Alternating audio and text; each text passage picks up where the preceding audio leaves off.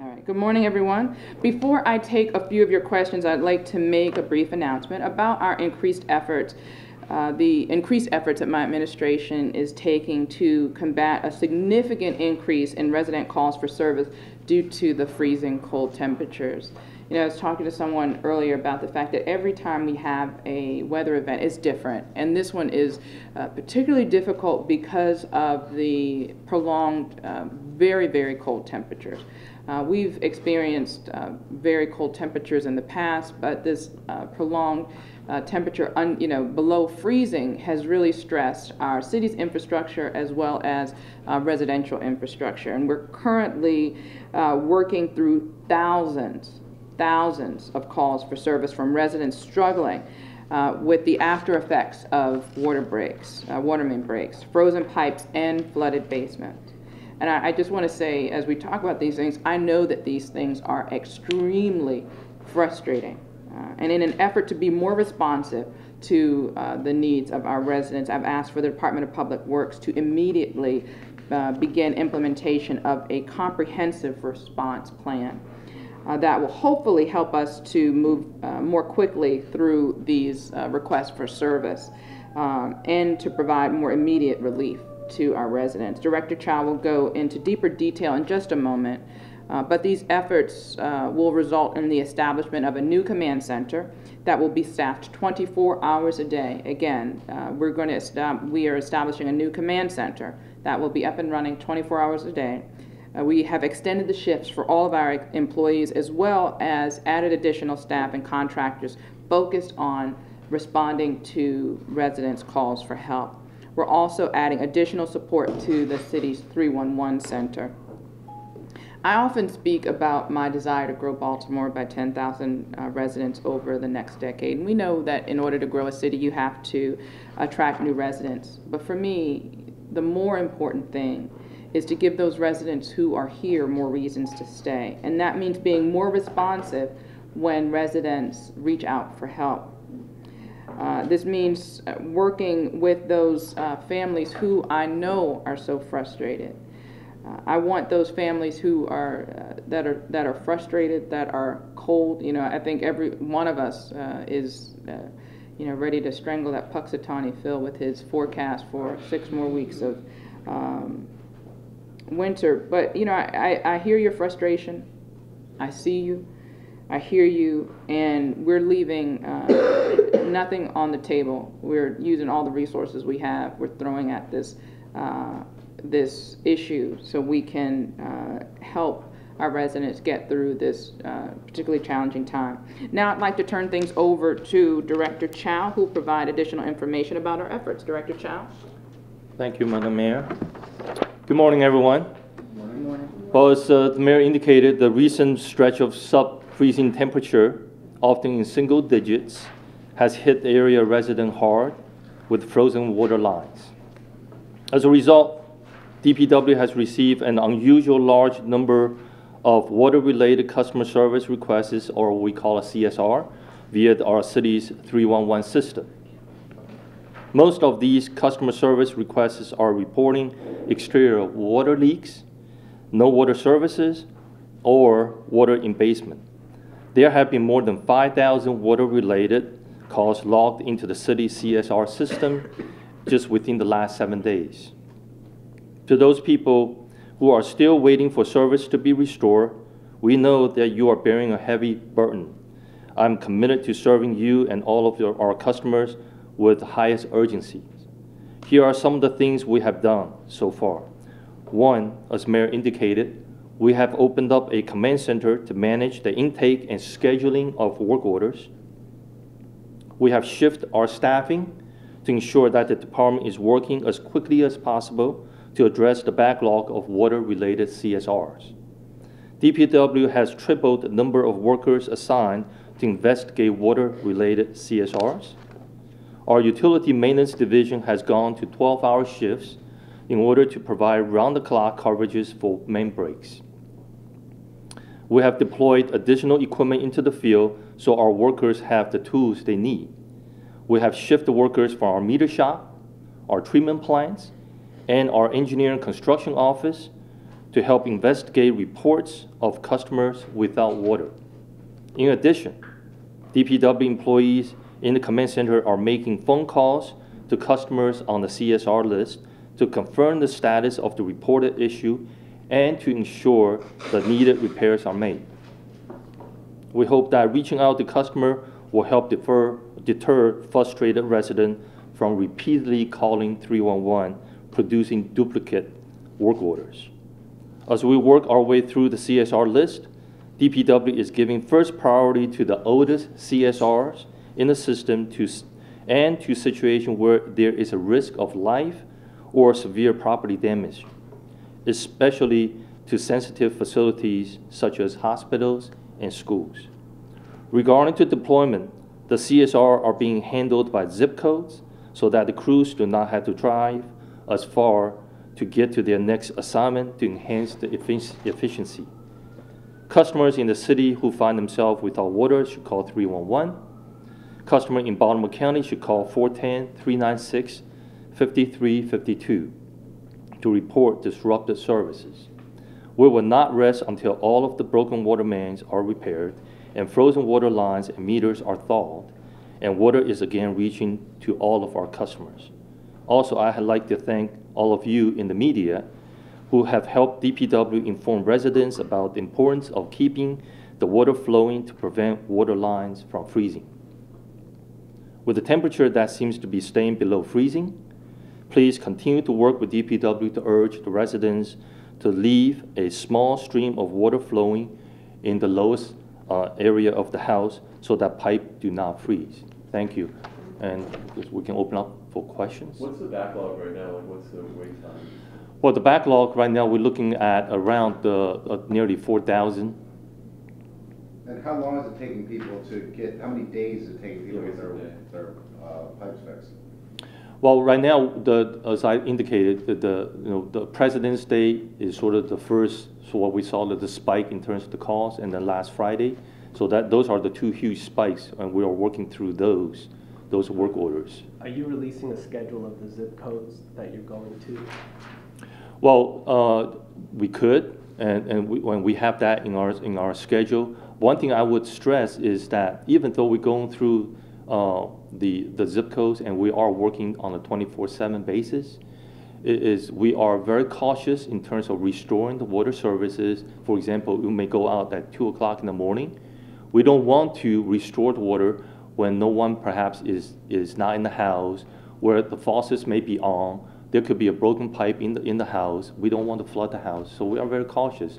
We knock on the doors, we're reaching out, but for those residents, they are not home, or we don't get a response at the doorstep, we basically going to move on to the next job. So that caused some frustration on the parts of customers as well. Yeah, I have an email here from someone who just emailed me actually. It says, I have no water for 10 days now. Both the city and property manager are unresponsive.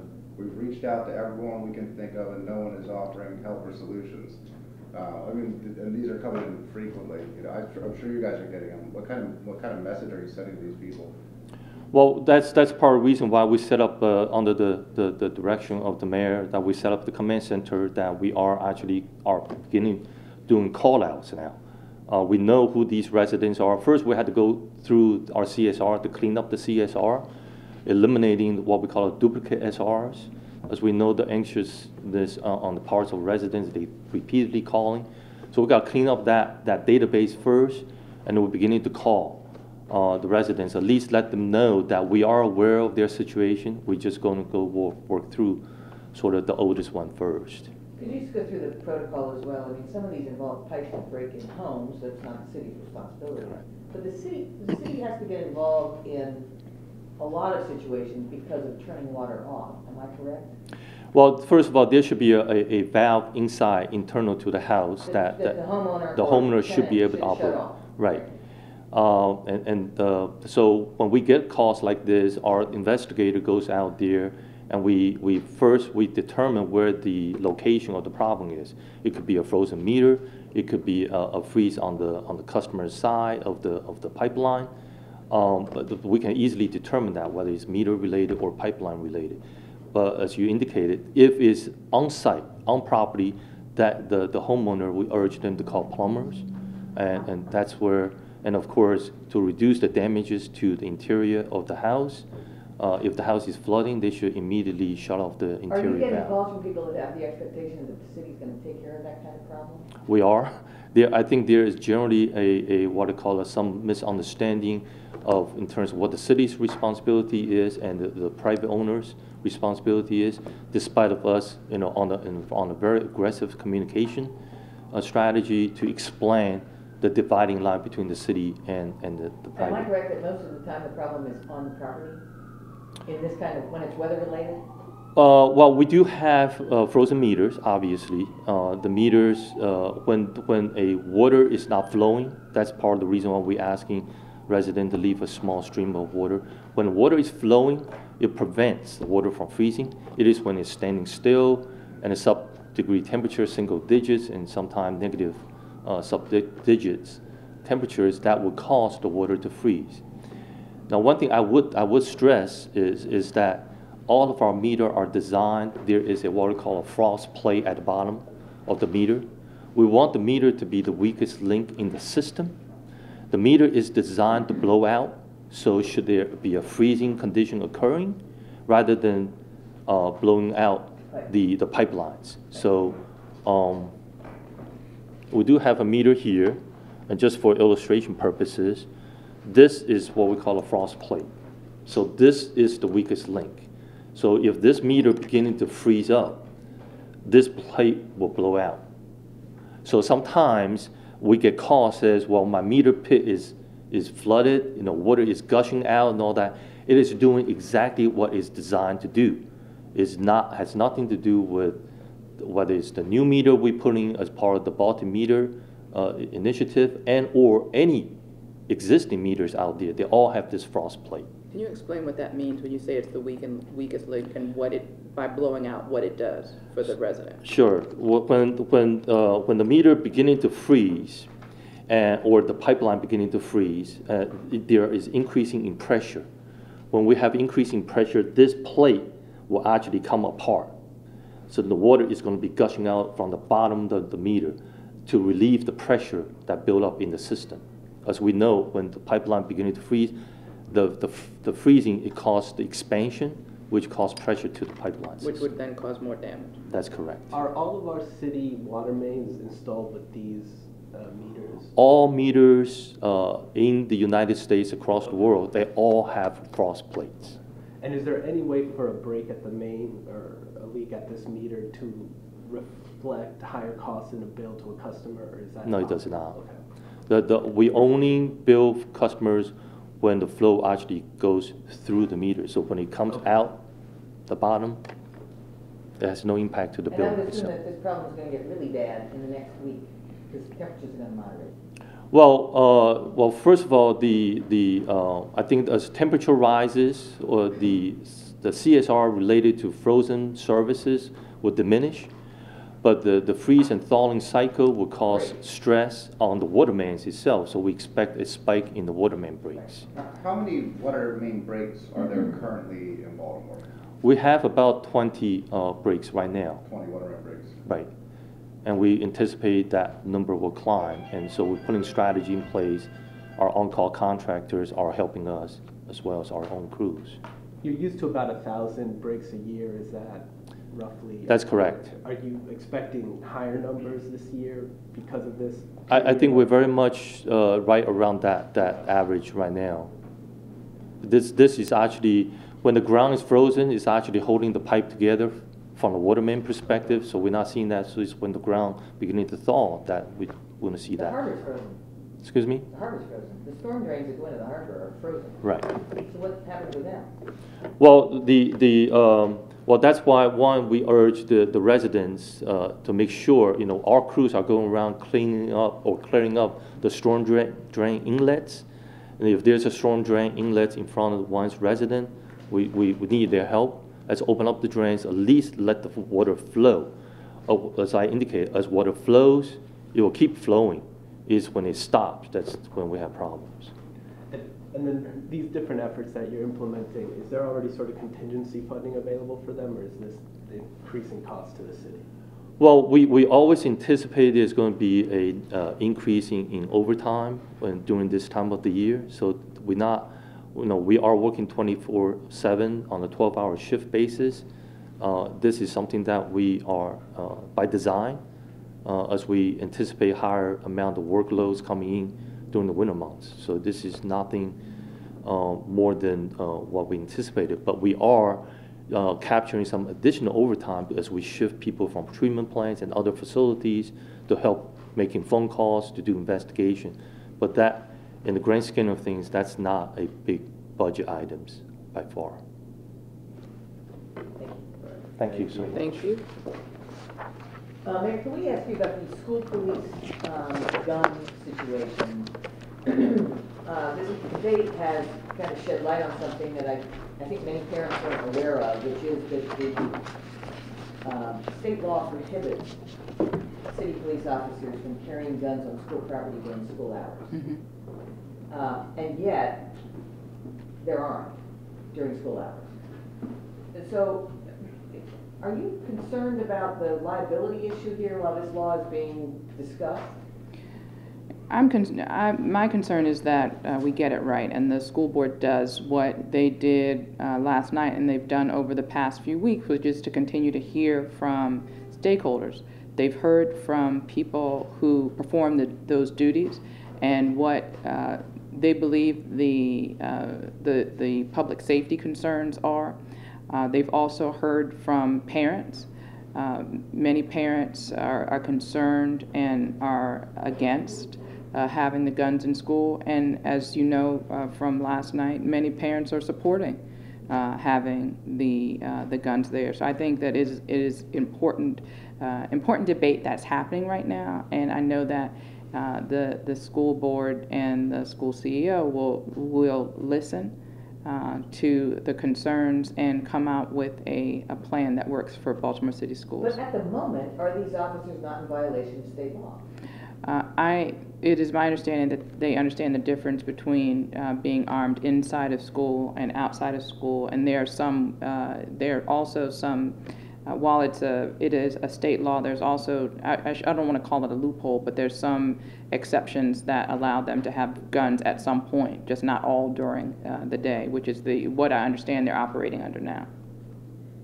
Do you have an opinion on? And let me just back up to say. Because I mean, this is my understanding from the FOP president is that the officers are armed. We have video of an incident, and the officer is armed. So this is what I'm saying. Because this is a very serious issue, I know that the school system and the school board is looking at it very seriously to make sure that there is no violation of the law. And I believe that the fact that they are debating it now means that they understand the seriousness of the liability issues and are looking to address them. Do you have an opinion yourself on the bill, yes or no?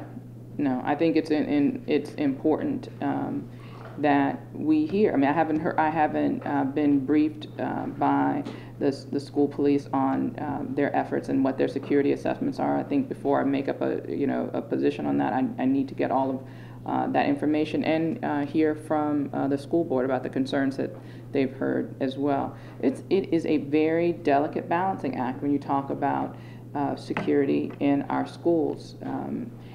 We understand that when there are officers who are armed, there is a potential for there to be for them to be involved in a great tragedy, but there's also the potential for them to prevent a great tragedy, and it is weighing the options on both sides of that. That is complex, and that is delicate, and that work it needs to be done, and I don't want to subvert that process. I guess the bottom line is at the moment. And at the moment, these officers are armed in school during school hours. So to your knowledge, has anyone from this side of the responsibility of the school system said to the school CEO, hey, for the moment, don't let a gun in that school because of the state law. Right. So again, I know that there is a state law, and I know that there are technical parts of the state law that may allow, in certain circumstances, the officers there.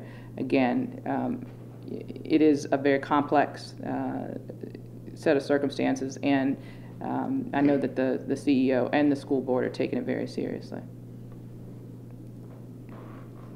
So if a kid gets shot by a school police officer today at noon during class change, isn't that officer in violation of state law? Again, I don't know all the technical components of the state law that you're talking about. I do know that it prohibits them from having the gun all in the school all throughout the day, but I can't speak to that. I know that that the officer, whatever they've had for years, and thank God there hasn't been that type of incident where there's been a tragedy at the hand of an officer, and there's also not been the type of tragedy that we've seen in schools across the country where we've had the mass shootings. So again, this is, I think while it's a compelling issue to say, well, what if, it's a complex issue that has to be, as it has been, debated and examined, and for the school CEO and the school board to come up with a solution that works. On another topic, there are some lanes, some roads that still aren't plowed yet in Baltimore. I think Cannon, there's some issues. Mm-hmm. Boston Street, I was driving on Edmondson today, and there's lanes still covered in snow and ice. Is the city still doing plowing, or did we run out of money for contractors, or what happened? This has been a particularly rough season, and we are still responding to calls for service and SRs around snow removal, and we take that seriously. If you have those exact locations, I'll make sure that we follow up on them. The challenge, as Rudy talked about when he talked about the pipe freezing, isn't just that it impacts the infrastructure, it impacts what happens on the road. I mean, once we hit a certain temperature, the tools that we use to prevent that buildup happening are basically worthless. I mean, the salt might as well be pixie dust because it just doesn't have that same impact. So because of the prolonged dip in temperatures, we're seeing things that are unusual in the aftermath of a storm. The ice staying around, the snow staying around. So we want to be responsive, and if you can give me that information, we'll make sure that we follow up. Mayor, there was $92,000 in spending on meals for the emergency crews, but there's not a lot of details. Would you be willing to release the details of how that was spent, so we can kind of understand? Because it does seem like a lot of money, but it's not really clear because there's not many details on it. Have you put in a request for that information? No, but I was going to just ask you, if we put in a request, would you, release the details on that spending? Yeah, my office takes very seriously responding to public requests for information, and we treat it the same way. I mean, the reason I ask is I can't really ask a question about it because I don't know how it was spent. It just kind of struck us as a lot of money, but maybe it's just, it's a lot of pizza, who knows, right? Well, it's not just that it's a lot of pizza. That when you have an emergency, it's basically an emergency contract for food support. And it's not like, ordering pizza for Super Bowl. It's whoever is that contractor has to, at a moment's notice, be ready with enough, food and infrastructure support to get it, transported to where it needs to be, and to be able to respond to the conditions so they can get that. So it is more than just pizza. Okay, thank you. Was it Panera? No, it's not Panera, it's a caterer. So we would like caterer. Chipotle. We do one more. Mayor, the board today approved an 18-month 18-month extension of YOLO's contract for the circulator. I'm sorry, I missed it. So the board today prepared an 18-month extension of the contract for YOLO circulator. Do you know why DOT didn't have an RFP prepared? Because it was a 5-year contract, and are you concerned that it wasn't prepared? No. You know that this is, DOT is working right now to evaluate the circulator and to look for efficiencies. And as we do that work, that I believe is important, because the circulator is one of the highest rated public services, city services that we offer. In order to get that right, I think it's important for that work to continue. And if that means that we have to have an extension so we can continue that work, I think it's important. Are you any further along with your decisions on the circulator in terms of changes to make it more fiscally solvent? Yes, I have not. The decision hasn't been made, but they certainly are further along. And we're taking a look at those options now, what the changes would be. Thank you, guys. Do you have a reaction to the video of the officer that struck the man in the face after he spoke to the chest? Yeah, I think the police department has appropriately and swiftly initiated an investigation, which I think is the right thing to do. I'm not going to prejudge anything until we see the facts, but I will say that, dialogue that comes from video like this really underscores the importance of the work that we've been doing over the past few years. I mean, I take police misconduct and brutality complaints very seriously, and that's why under my administration we've seen a significant decrease in the number of police discourtesy complaints. We've seen a decrease in the excessive force complaints. And we've also seen at the same time an increase in the conviction rate when we are taking these police officers to the trial board. I take this very seriously. The police department takes it very seriously. That's why they immediately initiated an investigation. And because of the way that my administration is committed to this work, that's also why the number of lawsuits against the city has dramatically gone down under my administration. And I'm committed to continuing the work to build upon the progress that we've made. Thank you, guys. Thank you. Thank you.